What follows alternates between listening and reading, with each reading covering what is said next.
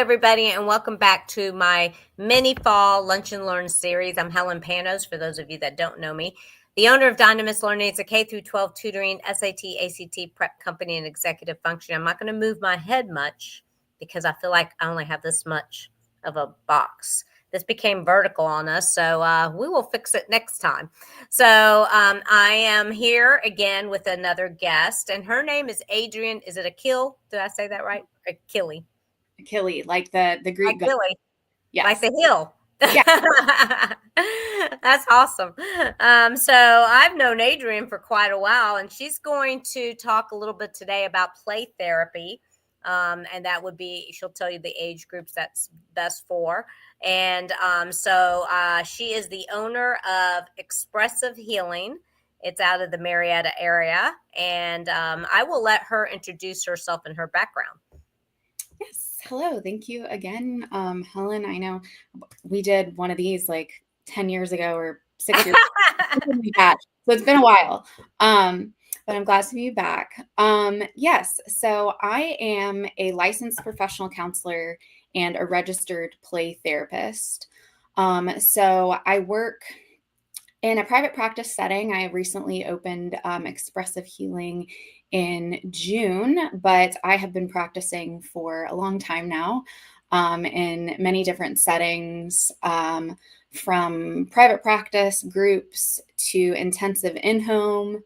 That's where I would go into the home and work with families, sometimes having 2-hour sessions 3 times a week. Then I've done school-based, where I would go into the school and I would work with kids, kind of pull them from class and work with kids in that way. And then I've also worked in a private school. My last placement was at a school called Jacob's Ladder, which is a neurodiverse school. So that was wonderful there. And I was their counselor on staff there. So now, being in my own private practice setting, I see a lot of different ages, but because play therapy is my specialty, I would say ages 3 to, honestly, teenage years. But for play therapy specifically, 3 to around 10, 12, depending on developmental age, is usually who I use specifically play therapy with. But I have a lot of teenagers that I see and a lot of young adults that I see, like still teenage years, but they're now adults.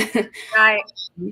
And for what I'm using is a lot of play-based, art-based, expressive modalities, kind of getting out of the cognitive brain a little bit, getting into the body, getting into the subconscious, and working through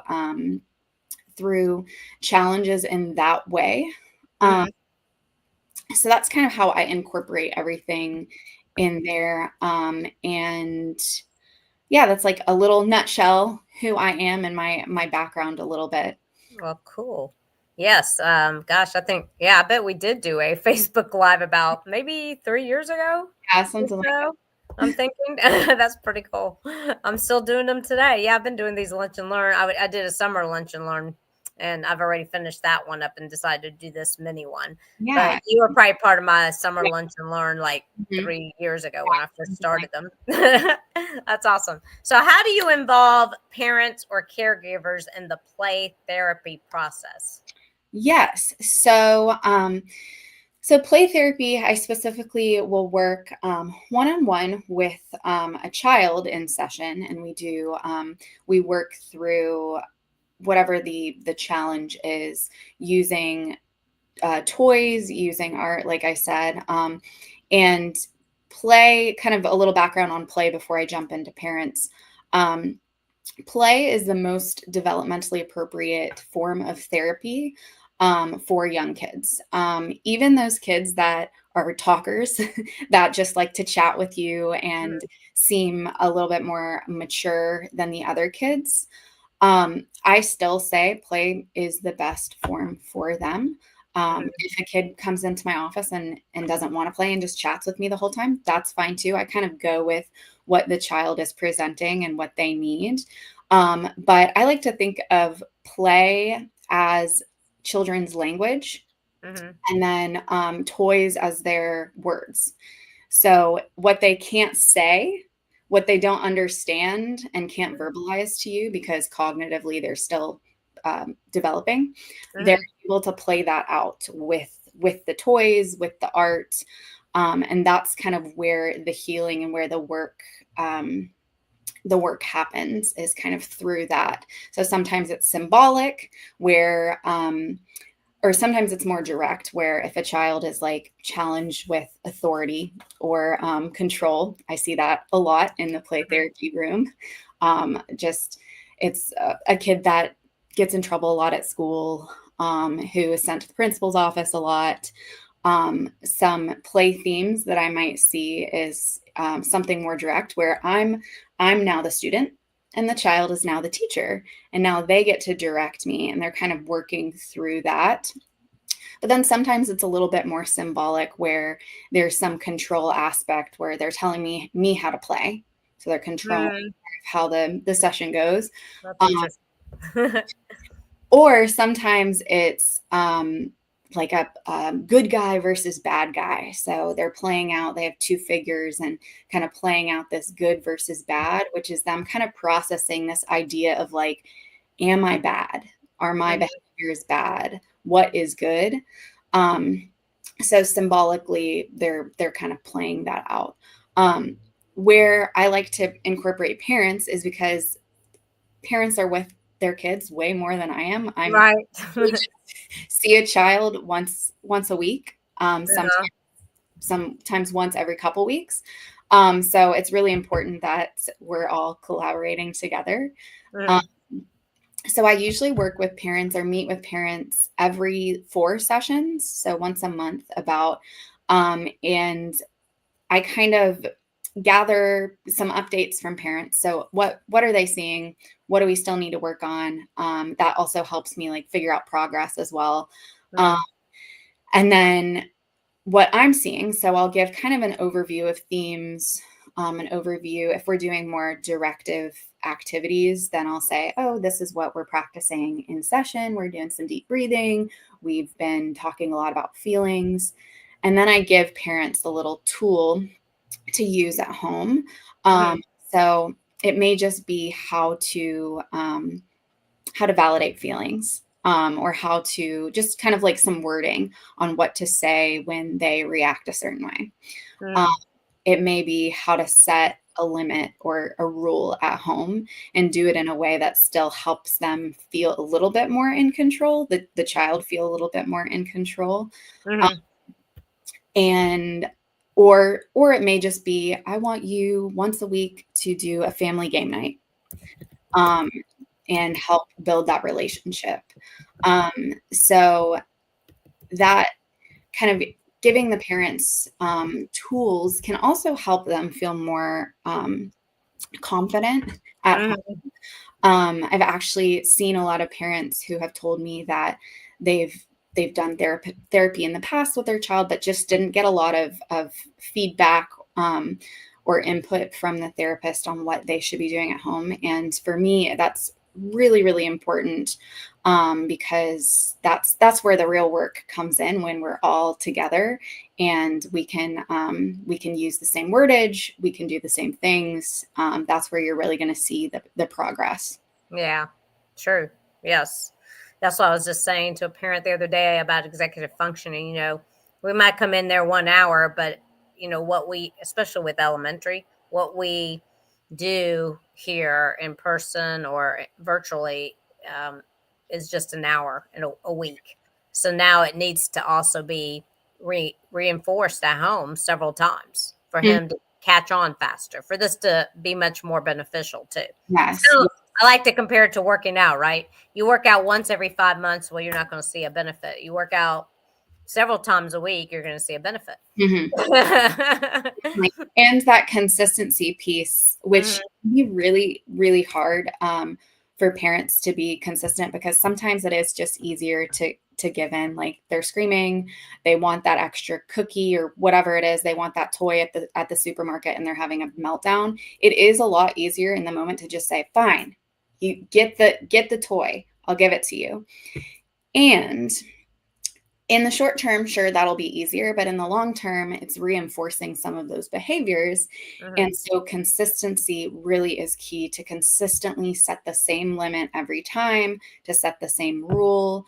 And that also helps the child understand, okay, this is what the rule is. Like, Mm-hmm. no matter how I behave, this is what Right. the rule is going to be. Yeah. So for me to come in and be that accountability to say, okay, how did that go? Oh, we gave in again. That's okay. That's okay. How can we work differently next time? What can we do different next time to ensure that you're able to be consistent and follow through with those rules? So I'm that accountability partner, and kind of like your workout partner. Mm-hmm. Cool. And how do you track progress in play therapy? Great question. So when I meet with parents, and I'll kind of go through my kind of the how therapy looks. So I'll meet with a parent and we'll do an intake session. So that's where parents will fill out information, a bunch of background stuff about the child. I'll meet with the parents individually, without the child present, and just ask some more follow-up questions. And this helps me get a more comprehensive overview of the child, so I can kind of really understand what I'm looking at. Then from there, I'll have about 4 sessions to do my assessment, where I meet the child. We're building rapport. I'm seeing how they interact with me, how they interact with things in the room. And then I usually try to do a family session where I'm observing the family and how the family plays. That helps me, Yeah. like, family dynamics, Yeah. how do the siblings interact? Great idea. That kind of just gives me a little overview, and also it helps me to figure out what maybe even I can help parents with. After those 4 sessions, around 4 sessions, I'll meet with just the parents again, and we'll develop a treatment plan. So this has all of the goals. So if it's a child that struggles with some control seeking, maybe we're working on following directions. Maybe there's an emotional regulation piece where, like, every time they don't want to do their math homework, there's a complete meltdown. Maybe so I'll add in a goal for emotional regulation. And then I'll be very specific. I usually ask parents specific questions of, like, how long are the meltdowns? How many times a week are the meltdowns? And the more specific I can get, that'll help me track progress even more. So if when we first met, it was a 30-minute meltdown 3 times a day. But then in 3 months, we see there's 1 meltdown every day lasting 3 minutes. See that, okay, there is progress. Now, are we done? No, we're not done. There's still work to be done. But there's definitely some progress. And there'll be those days that are just rough days too. Like, we all have, sometimes I want to have a meltdown too. And it's just one of those days. So every month when I have those parent meetings, that's where I will get some information from parents. How are the meltdowns? Have they been to the principal's office? Like, give me, how are they doing at home? And that's where I'll track some of that progress from the parent. And then in session, I will look at themes. So the themes are kind of like what I said. Maybe it'll be a control theme where the child's always telling me what to do in the session, and always wants to just, like, dictate the whole thing. Maybe I start to see that the child is now giving me a little bit of open opportunity to choose what I want to play, or is asking me for my opinion on how we should do things together, and is more collaborative. Or maybe from the good bad, I at first saw a lot of that theme of good versus bad, and now that theme has gone away. We're kind of moved past that. So usually when a theme goes away and I don't see the repetitive pattern, then I know that they've worked through that and we're going somewhere else. So looking at those kind of themes too will help me. And sometimes they come back. Maybe like something happened at school and the theme comes back. It was a tough day at school. I'm seeing it again. And that's kind of a little bit, we'll have a little bit of a roller coaster, a little bit. And I do tell parents at the beginning that behaviors might get worse before they get better. And the reason for this is, especially if a child has never gone to any kind of therapy, if you've ever been to therapy, it's hard. You have to do a lot of self-reflection. You're working through tough, uncomfortable things. Even if I'm not directly asking the child, oh, I heard you went to the principal's office. I don't, that's not how we do things typically. It's more like thematic, especially for play therapy. But they're still working through things. They're still working through going to the principal's office, even if we're not talking about it, because they're working through it with the items, with the toys. And when that happens and it's uncomfortable, okay, I hate these feelings. I'm going to have more outbursts. And I always tell parents, just let me know. Let me know if this happens, because it probably will. And I know, okay, we're doing some work. They're moving through these uncomfortable feelings, and then they'll start dipping back down. The roller coaster will go up, but then it'll come back down. Sorry, somebody's clicking on me. Somebody was trying to, I think, get a hold of me because I heard it tick, tick, tick.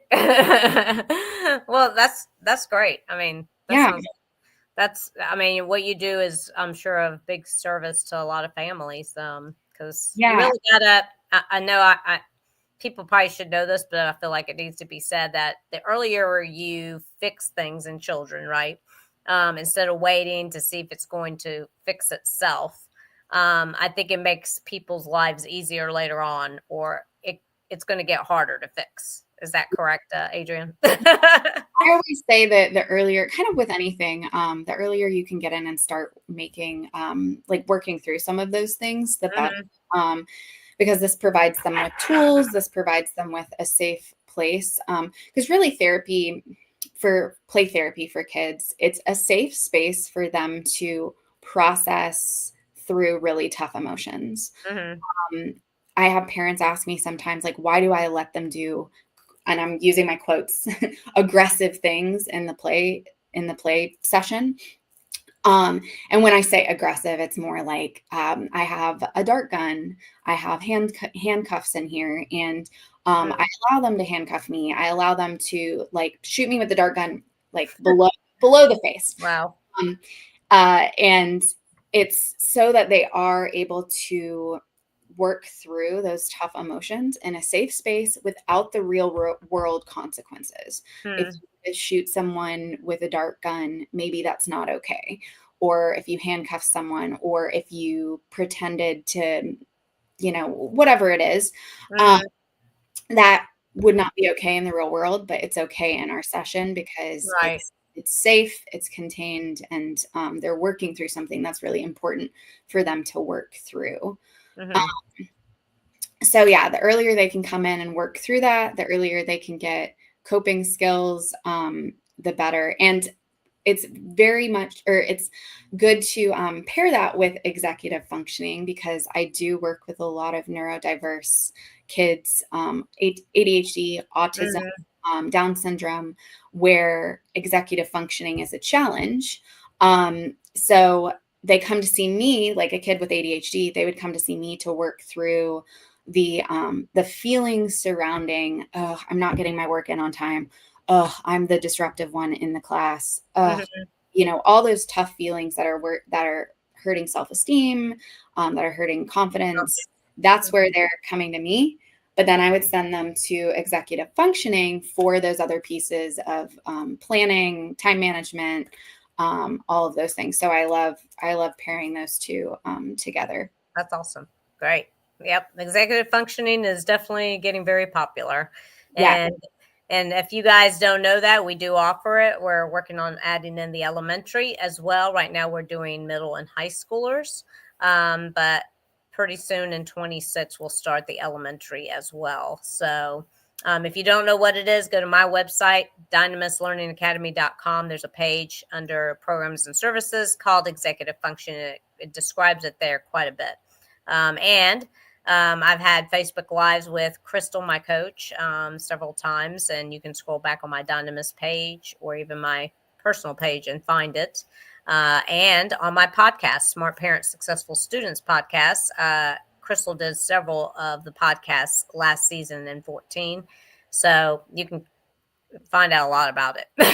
Or you can, of course, use AI and find out about it. But a lot of the main is, we call it, there's big 8. And the biggest ones are emotional control, task initiation, let's see, time management, prioritization. That happens more with people that get busier, like middle to high school. I would say emotional control might be the biggest one for younger children. I would think. Yeah. And they've got to learn how to deal with that, of course. So play therapy is one way that you could do that. So I'm glad Adrienne joined me today. You'll probably see Adrienne on my season 15 podcast. So we'll be recording season 15 here in December. So it'll start rolling out in mid-January for season 15. I can't believe I've been doing it 15 seasons. It's been over 5 years that I've been doing the podcast. And the company is almost 10 years in January. I started when I was full-time teacher. So I did it very slowly. So really the last 5 years, it's been full-fledged, full-time. And now we have 20 tutors that work for me. And boy, are they busy right now. We've been getting a lot of calls in the last week or two. And still getting them and seeing if I can squeeze in one more for the end of the semester. So yes, first semester grades are the most important. I don't know if people knew that or not, but they are, because teachers use those to make placements for the following fall. If you didn't know that, you've learned a big tidbit today, other than about play therapy, of course. But yep, grades are very important first semester, and that's how they dictate. They use Georgia milestones and that to dictate what you're going to go into. Or if you're in high school, you don't take Georgia milestones. They use other things. But they already make those placements in February, folks, and they finalize them. Very few changes are made in May. Very few. So definitely make sure your children, you're looking at their grades here during the break, because I know today's last day of school for most counties. And reach out. I'll be working Monday, Tuesday, probably a little bit of Wednesday too. So if we need to talk, that's a good time so we can get you a tutor to start off at December 1 if it's needed. Because we could probably still get a grade up, but it's not going to be too easy. But we can probably do it. All righty.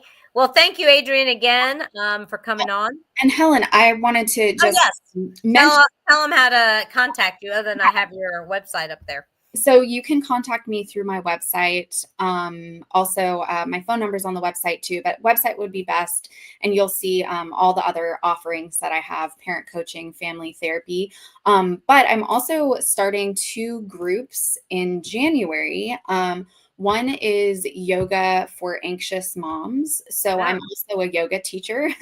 And this group is really great. It'll be for moms to connect, for moms to share their experience, and then also to learn some grounding techniques. So it'll be a combination of yoga, but also sharing. It'll be an hour-and-a-half group that starts goes January to March.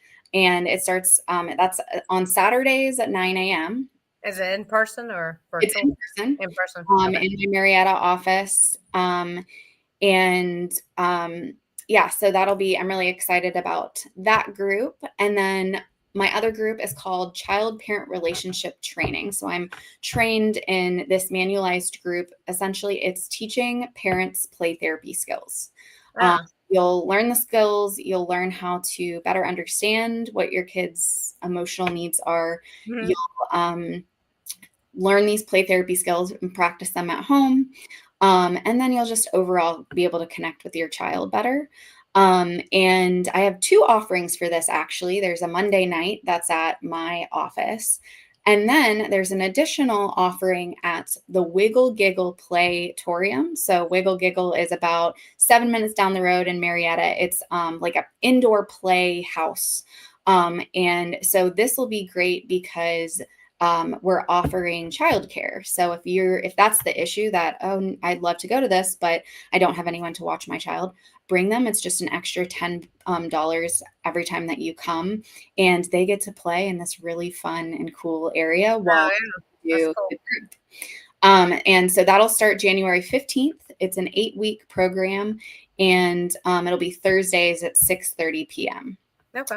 So all that information is on my website. But do you know where that is located? What street that's on? It's on Powder Springs Street. So it's the same street that my office is located on. It's just kind of down the road about 7 to 10 minutes. Okay. That must be a long road. Long road. I've driven down to check out Wiggle Giggle, and it's great. But yeah, that's awesome. Well, I am so glad you're doing these things because, hey, parents need a lot of choices and things. They need information. They need to learn some ways to approach these situations that just come up, and there's no guide for parenting, really. So you've got to reach out to people like Adrienne to help you out. And the more you add to your arsenal, the better. Yeah, these are great because you can connect with other parents. Sometimes you feel alone. But these are great opportunities for you to realize, oh, I'm not alone. Like there are other parents out there, experiencing the same things, maybe in a little bit of a different way, and they can provide good insight as well to how they're handling things. Kind of like a parent mastermind, right? Yeah. That's cool. All right. Well, great. Thank you again, Adrienne. And I'm going to zoom it back out. If you'll hold on after I end the call, I just want to ask you a couple things. All righty, guys. Take care. I hope you have a great rest of your day, and we will see you soon. Bye for now. Bye.